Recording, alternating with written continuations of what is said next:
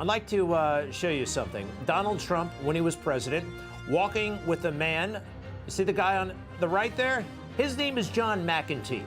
He was a former aide to President Trump. He was a director of White House personnel at some point and grew to become very, very close to the president, a very trusted advisor with, by the way, a great deal of power.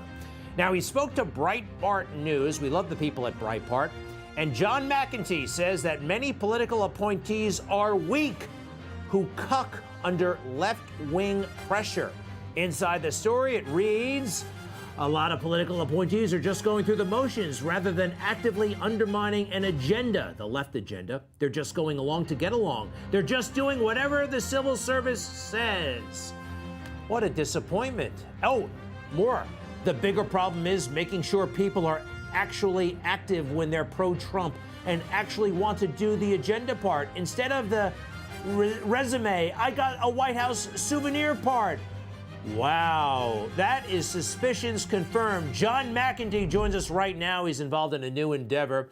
It's a very special dating app. More on that in a moment. But John McEntee, welcome. That was quite a piece. You let him have it. Welcome, first of all. How are you? Thank you for having me. I'm pretty good. How are you? Terrific. You know, tell us a little bit more about that. The people, you say, they were Trump believers. They liked the agenda, but they got wishy-washy and scared and nervous when the pressure got intense. Tell us about that. Yeah, so I think there's been well-documented people at high levels that were undermining President Trump. And luckily, a lot of those people are out now, right? So that won't be a problem going forward. President Trump accomplished a lot in the first term. He'll accomplish even more in the second term. But the bigger problem is when you have these 3,000 or 4,000 political appointees, it's not that they're undermining President Trump or that they're anti-Trump. It's that they're pro-Trump in a superficial way. They want to do the fun stuff. They want to build their resume. They want to go to the White House Christmas party. But they don't want to do the agenda part. The agenda part's hard. They're from D.C. They don't want to upset, the status quo. What we need to do the next time, which we will do, is recruit from outside of D.C. Get strong-willed people that are all in on the agenda part. And I think we'll have tremendous success. That's very interesting. And by the way, a lot of these folks, they're not ready for the criticism. And if you can withstand the criticism like President Trump does day in and day out, it doesn't mean anything to him. And I think that's actually an advantage. People make fun of me on Twitter. It doesn't matter. It genuinely doesn't matter. Aren't people traumatized down there when they get the job? Let's say they want to do the right thing. I mean, they're scared, right? They don't know. They've never felt that kind of heat before. They are absolutely terrified. And like you said, President Trump is the model. We should all be following his lead. He never bends the knee. So I think these people get in these positions. They're not ready for the pressure. And they sort of just go along with whatever the civil service wants. That's not good. Those people have been there forever. The bureaucracy, or what's known as the deep state, it's not that it's out of a Jason Bourne movie. It's just the DMV on steroids. You can't get anything done. It's very bureaucratic. But if you have strong-willed people at the top, they'll be able to get things done. That happened on several occasions in the Trump administration. There were people that got a lot done. And I think they'll get a lot more done the next time around. John, if you listen to the language, the tenor of the swamp, it's always about, the men and women of the Treasury Department, the men and women of the FBI, the men and women of the Agriculture Department, the glorification of these people. And they're good people, but nobody elected them. They are to serve the electeds. And that tenor, that language, it really does seem designed to intimidate, to kind of stamp down the notion that the people are in charge through their elected representatives. You know what I mean? Like that men and women, that somehow you go there to serve them rather than the other way around. Yeah, the president's elected. We all work for him. I think if we get people that know they're going in and treating it more like a tour, that they're doing their year or their 2 years and they're going back home after, I think that's a totally different mindset. I think a person that goes in knowing they're going there to do a job. They're going there to do the best they can for the president and the country and the administration. I think that person will have success. All right.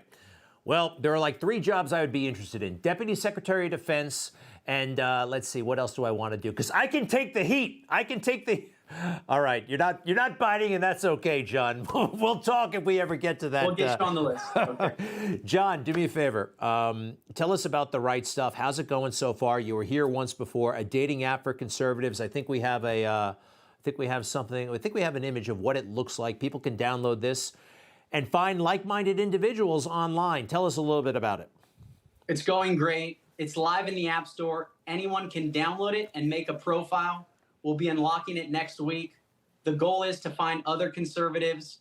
It's hard for us all to move to one place, but we can move to one place digitally. This will make it a lot easier to find each other. I encourage everyone to download it. By the way, how do you guys make money on this kind of stuff? Is it advertising? Is it? It's totally free to use, but there is a premium subscription if you want to do a little bit more, and that's $9.99 a month, which is the least expensive option of any platform, and that's just for the men. If girls want a premium subscription, they just invite 2 friends. So girls never pay on our app. That's cool. That's the way I would set it up. I like it. Hey, I want to see that picture of John with the President of the United States, if you don't mind. Go ahead and put it up. And John, after you were on the last time talking about the app, and people notice you and all this stuff, they want to know if you're on the app. If you are, what is your status? It's not me asking, it's them. It's various staffers around here. So I will be very active on the app. We have a feature where you can post dates. I'll be posting one almost every day. Anyone can like it, and we'll be going from there. You can join me. It'll be a lot of fun. All right, so you're looking for love, right? You're single, and I'm looking for love. Oh, right. I'm looking for love. Well, download the Right Stuff app, ladies and gentlemen, and see what happens. Thank you very much once again, John McEntee, founder and CEO of The Right Stuff and former aide to President Trump. Very, very trusted. Hey, what was it like? One more thing. There are some news accounts that said you were essentially with President Trump, the 2 of you running the government in the final months. Is that an overstatement? I mean, or did it feel like you were in the driver's seat? He's running the government. I was doing everything I could to assist him. I think he did a lot of good. He was really fun to work with. I would love to do it again. Yeah, well, you'd be terrific, and we hope it happens. We hope you have that opportunity. And don't worry, I was only kidding about the Deputy Secretary of Defense, okay? I don't have to do that job. I don't want that job. All right. Find something. Thanks a lot, John McEntee, everybody. We'll be right back.